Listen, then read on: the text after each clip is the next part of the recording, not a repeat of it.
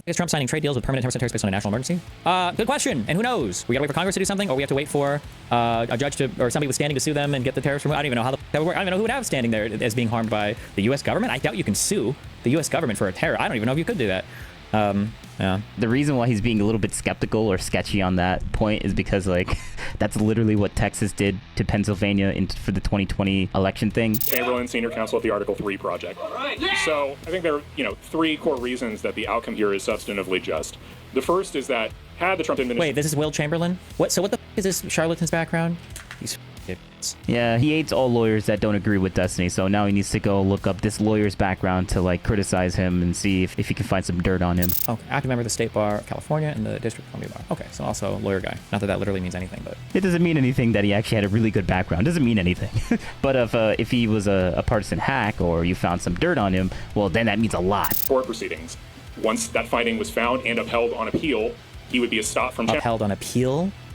Again, I don't know what the formal name is for this fallacy. I thought we all learned this in English class. I don't know how to state this succinctly. Why do so many people violate this rule that I just don't know how to, like, articulate? Like, I mean, he's just biased. That's why it's a cognitive dissonance that he has. So many people abuse this. And I can't tell if it's intentional or not. Even Supreme Court justices do this. They abuse this.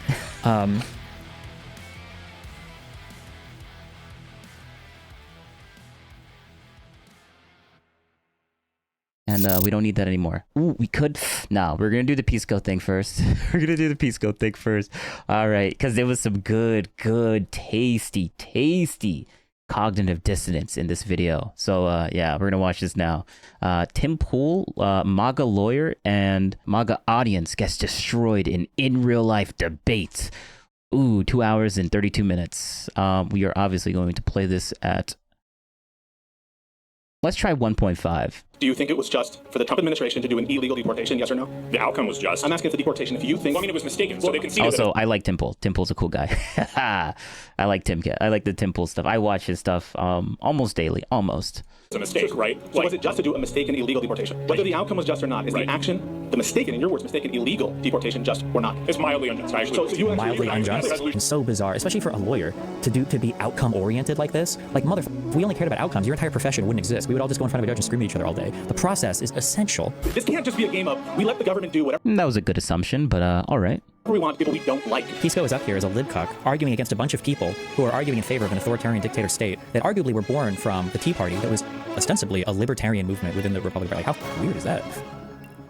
And the question of today is was the deportation of Kilmar Abrego Garcia just or unjust? And should the Trump administration bring him back to this country? And with that being said, I would like to throw it first to the gentleman to my right. Would you like to introduce yourself? Yeah, sure. So I'm Pisco. I'm a lawyer. I argue on the internet from a left-wing perspective, and I think it's obvious that it was unjust. It was illegal. All right. One of the big problems that conservatives cite with immigration is the fact that it's illegal in the first place. Okay. So if you have a problem with illegal immigration on the basis of its illegality, surely you should have a problem with deporting people illegally. Wrong, dipshit. Because two wrongs do make a right. Oh, crucial mistake. Unless you think it was the right thing to do to break the law. Do you think it was the right thing to do to break the law? I'll ask the audience right now. How the fuck is Trump signing trade deals with permanent 10% tariffs based on a national emergency? Good question. And who knows? We gotta wait for Congress to do something, or we have to wait for a judge to, or somebody with standing to sue them and get the tariffs removed. I don't even know how the fuck that would work. I don't even know who would have standing there as being harmed by the U.S. government. I doubt you can sue the U.S. government for a terror. I don't even know if you could do that. Yeah. Yeah, the reason why he's being a little bit skeptical or sketchy on that point is because, like, that's literally what Texas did to Pennsylvania for the 2020 election thing. And that seems like, well, I don't even know if we could do that, because if there is an actual argument for people getting hurt by what the government does, then I guess there actually was standing in the 2020 case. And that's why he doesn't want to admit to this argument right now. So that's why I find it very, very, very, very, very, very, very, very, very, very, very, very, very, very interesting that Destiny is hopping around with this, because he really wants there to be standing on his side of the argument. But the moment he says that there is actually standing for people getting hurt by the government, and there's actually standing, it blows up the question that he does not want to, like, argue anymore, because, like, he already thinks that there was zero standing for anyone to even bring up the whole 2020 thing. Like, Texas can't sue Pennsylvania because Texas has no standing against what Pennsylvania was doing, even though Pennsylvania did go go against their Supreme Court within Pennsylvania, like Pennsylvania Supreme Court. Like they did do something that violated their own Supreme Court, but I guess that doesn't matter. So Texas felt like they got cheated because the guy that they wanted to win didn't win in 2020. So that was standing, but I guess that wasn't enough evidence for, I guess, standing or whatever. But that's why Destiny, it's just fun watching him play around with this point, because he knows he can't concede this argument, because it'll just go back into his face for his most contentious argument that the 2020 stuff was really garbage and stupid, and there's no reason for it to happen and stuff like that. And who knows? The audience right now. How the fuck is Trump signing trade deals with permanent 10% tariffs based on a national emergency? Good question. And who knows? We gotta wait for Congress to do something, or we have to wait for a judge to, or somebody with standing to sue them and get the tariffs removed. I don't even know how the fuck that would work. I don't even know who would have standing there as being harmed by the U.S. government. I doubt you can sue the U.S. government for a terror. I don't even know if you could do that. Yeah. To break the law. Do you think it was the right thing to do to California break the law? sued them? Audience right now. So that's just. Oh, okay. Oh, okay. Texas sued Pennsylvania. Well, Texas can't do that. That's where does Texas get? Yeah, but if California sues them, well, I mean, all right, yeah, that's fine. I like the double standard there. To break the law. Do you think it was the right thing to do to California break the law? sued them? Audience right now. So that's just a collective. I want everyone to notice. You all said you're fine when Trump breaks the law. He admits that he broke the law, and you're cool with it. And don't. Well, they admit that it was against the law to do so, and they promised they're going to do it to U.S. citizens too. You think he's just joking? You think it won't affect you? They've already arrested U.S. citizens, for 10 days without due process. They're lying about where he was near the border. They've deported U.S. children who have cancer. So don't think this won't affect you. And notice what you all just did. You all just said, yeah, it's cool. Yeah, it's just for someone to be deported illegally. Deported illegally. All right. So basically, just to finish off, if you're willing to say that, you're willing to say that you want Trump to be a king. Yes. You want him to be a tyrannical fascist. Yep. And I would ask you to look yourself in the mirror and really, take a hard look. Is that what you want this country to be? For 24 All right. For 24 hours, yes.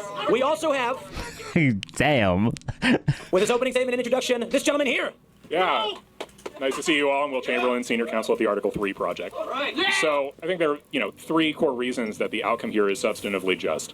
The first is that had the Trump administration... Wait, this is Will Chamberlain? What? So what the fuck is this charlatan's background? These fucking dipshits.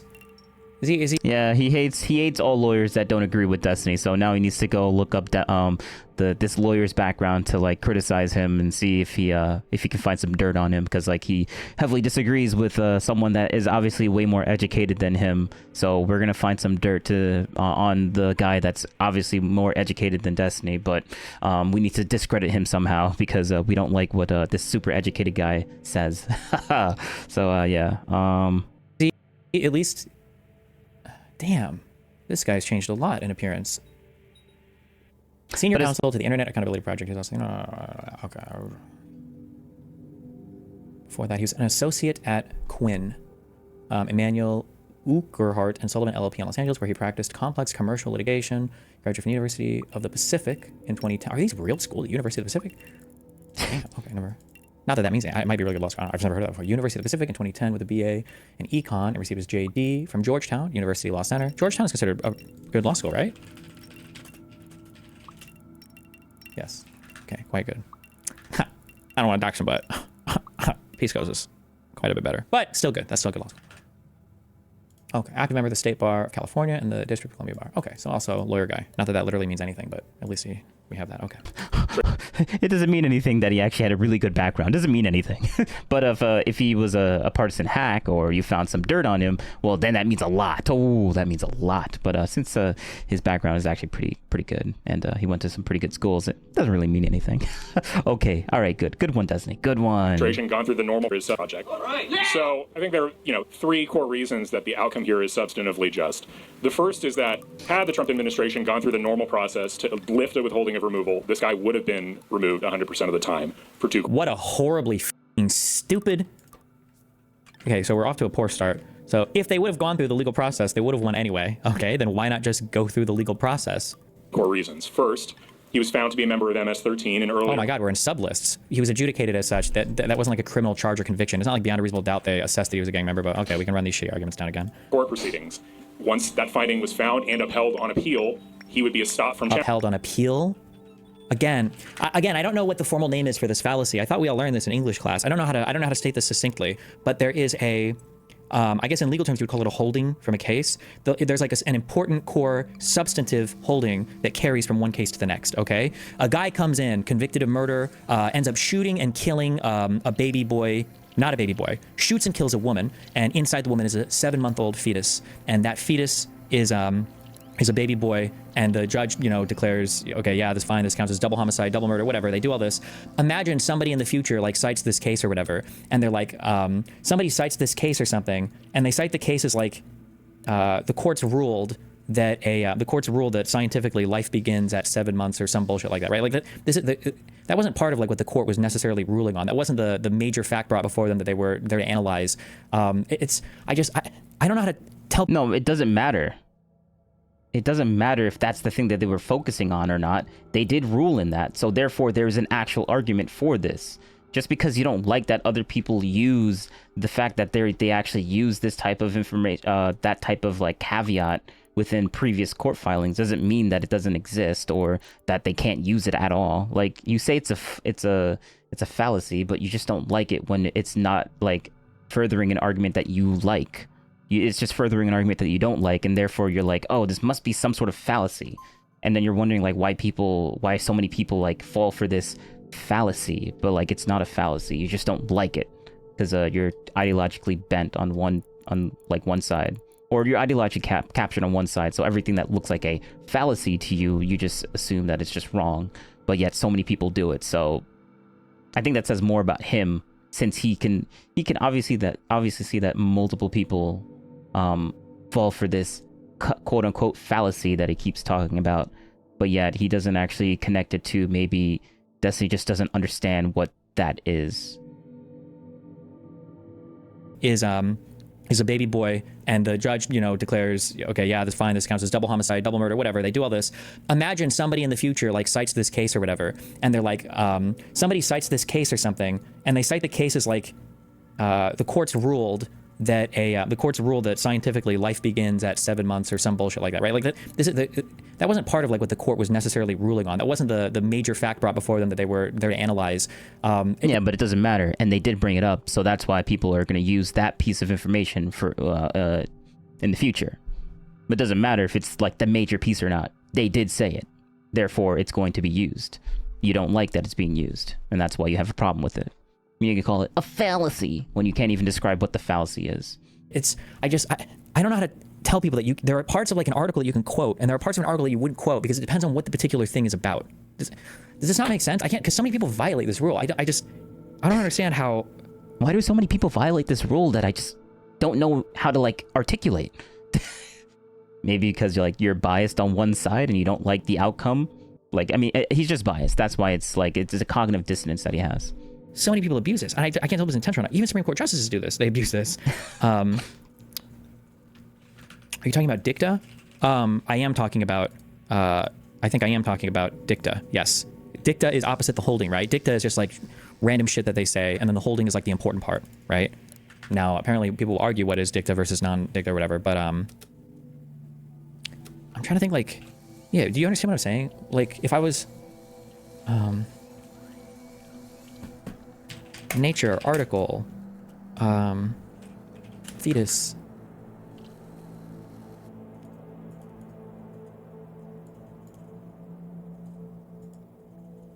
Okay, I can't read this whole article, but pregnancy's true toll on the body. Huge birth study paints most detailed picture yet. Biologists have built up one of the most detailed pictures ever of the changes that occur in women's bodies before and after pregnancy by pooling and studying around 44 million physiological measurements from more than 300,000 births. So it sounds like the substance of this article is about how pregnancy affects the body. But imagine if I was writing an argumentative essay, and in my essay, I wanted to argue that cameras today are more detailed than they've ever been before. For instance, biologists can take more detailed pictures today than they've ever taken in the history of all of whatever. And then I cite this article. This article is not about cameras or about camera tech.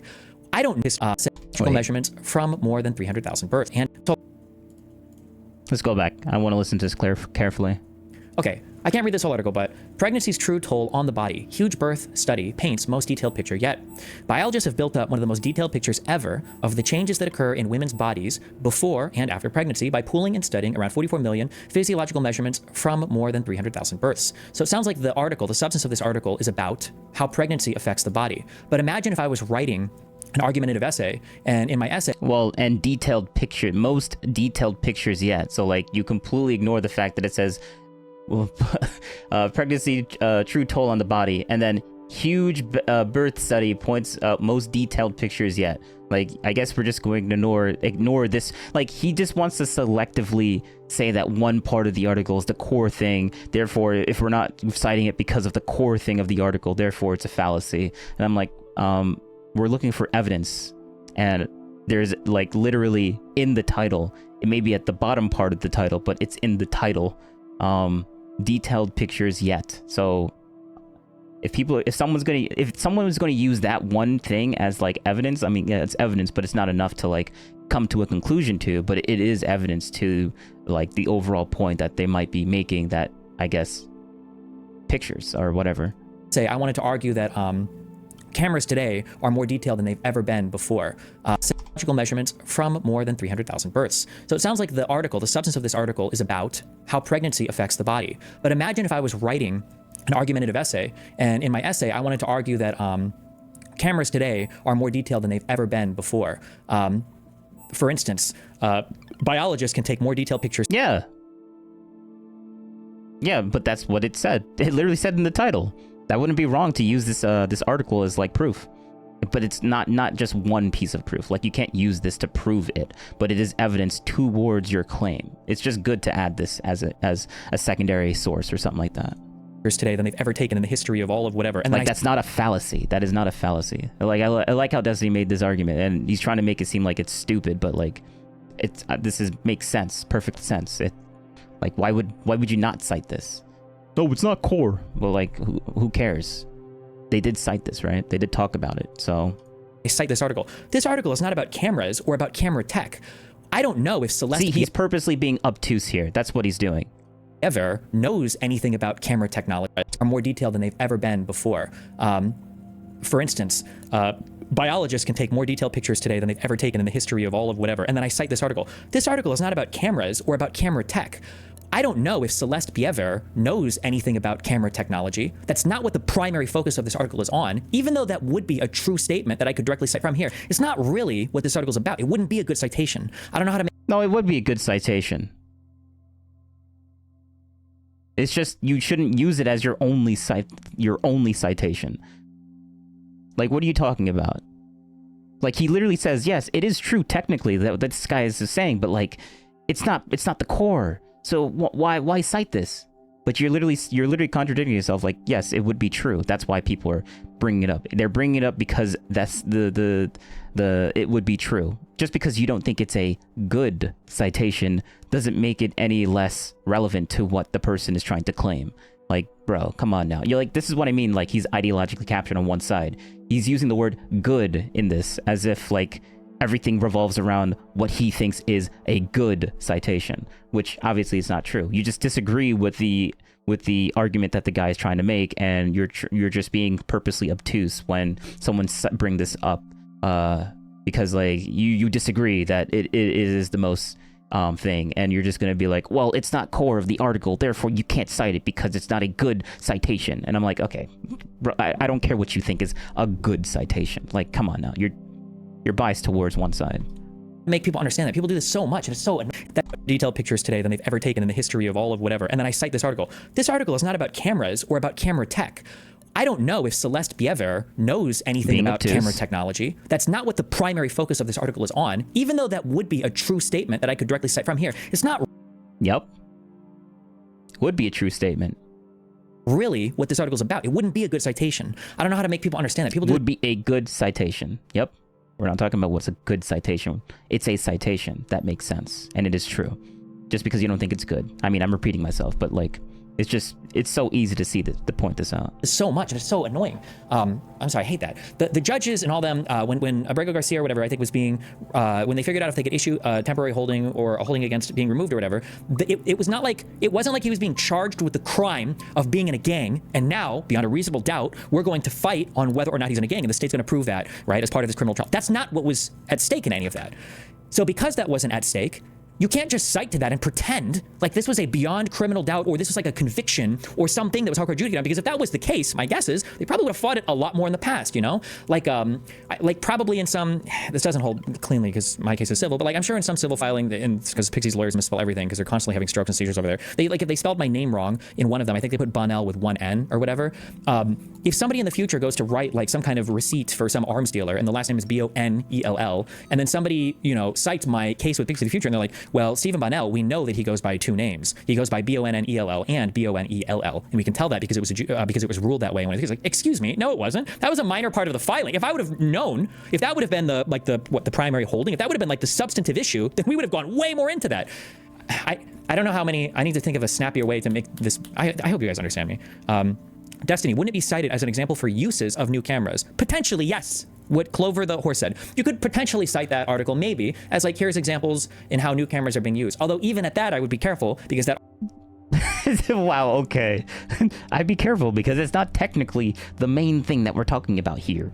But, article wasn't specifically about cameras, and it could have just been that they had more detailed pictures because of maybe because of a medical advancement. It might be the case that camera technology hasn't improved or it's stagnated, or it might be the case that they found a way that they could induce you know, some kind of essentially Dusty just doesn't like it because it's making a point that he disagrees with. That's all you need to know about this. Sleep shit in the fetus, which makes it hold still longer, which gives them the ability to take a better picture, and that's why they have higher quality images, right? So that would you don't. That's what I'm saying. You got to be really, really, really careful when you're quoting an article for a thing that's not the primary subject of the article. Somebody keeps saying it's called the fallacy of incomplete evidence, aka cherry picking. I don't like to call it cherry picking because it's more insidious than that. It's different. It's different. It's not just cherry picking. It's quoting something that's entirely true, but you don't really. It's not really what the thing is about. Yeah. Once that. It's not really what the thing is about. What does that even mean? It's true, but I don't like that he's saying this because it proves a point that I don't like. But it is true. What are you saying, Destiny? Like, what?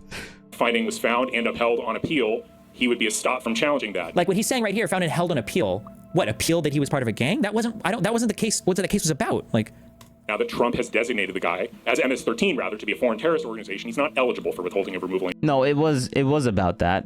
Like, because they wouldn't have ruled that if it had nothing to do with it. Like, bro, Destiny's being purposely obtuse. Anymore, so he'd simply have lost no matter what. Because he disagrees that there's actually validity to the argument that there's what this guy's saying, and he doesn't like that because Trump bad, essentially. And the second reason is that in the interim, there's getting yelled at. What kind of AR did you end up getting? Why would you ever get yelled at for asking a gun question here? I'm embarrassed because I don't know how to say the name of the company though, so I sound like a retard when I say it. I think it's Giesel. Giesel. It's an AR-15 from Giesel, 14.5-inch barrel, I think with a 1.5-inch muzzle to weld it onto the end. Between the time he got this withholding of removal and now, the 18th Street gang, which supposedly threatened his mother's pupusa shop, a preposterous story from the outset. So between the time he got this withholding of removal and now, the 18th Street gang, which supposedly threatened his mother's pupusa shop, a preposterous story from the outset. That 18th Street gang is no longer effective in El Salvador, which was the basis for his supposed fear of persecution, which is why the withholding of removal was granted in the first place.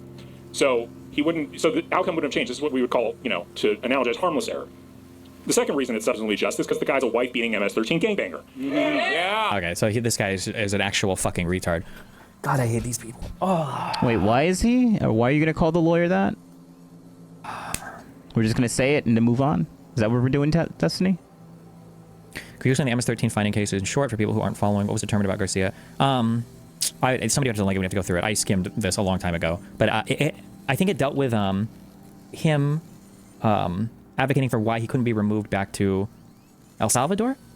But I don't remember all the details. Bro, you're gonna call him the R word, but then you have no idea why he's the R. Like someone just asked you, like, oh, all right, then if what he's saying is wrong, then like what is it actually about? And Destiny's like, well, actually, I don't really know.